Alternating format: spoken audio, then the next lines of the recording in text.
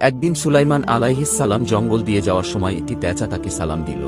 সালামের উত্তর দিয়ে তিনি পেঁচাকে জিজ্ঞাসা করলেন, তুমি সবসময় একা একা গম্ভীর হয়ে থাকো কেন? পেঁচা বলল, মরার পর একাই থাকব, তাই একাকী বসে থাকি। এরপর সুলাইমান আলাইহিস সালাম জিজ্ঞাসা করলেন, তুমি শস্যদানা খাও না কেন?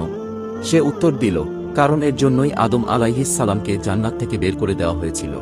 তারপর পেঁচাকে জিজ্ঞাসা করলেন, তুমি পানি পান করো না কেন? পেঁচা উত্তরে বলল, নূহ আলাইহিস সালামের কওমকে পানিতে ডুবিয়ে মারা হয়েছিল, এজন্য আমি পানি পান করি না। সুলাইমান আলাইহিস সালাম এরপর জিজ্ঞাসা করলেন, তুমি লোকালয়ে না থেকে কেন ঝোপঝাড়ে থাকো? পেঁচা বলল, এখান থেকে আমি বলতে থাকি কোথায় তারা যারা একদিন এখানে ছিল। তারপর পেঁচাকে জিজ্ঞাসা করলেন, তুমি দিনে বের না হয়ে রাতে বের হও কেন? পেঁচা বলল, দিনের বেলা মানুষ জুলুম নির্যাতন করে, তাই রাতে বের হই। সুলাইমান আলাইহিস সালাম বললেন, তুমি যখন ডাকাডাকি করো তখন কি বলো? পেঁচা উত্তরে বলল, আমি তখন বলি, হে মানুষ, আখেরাতের জন্য তৈরি হও।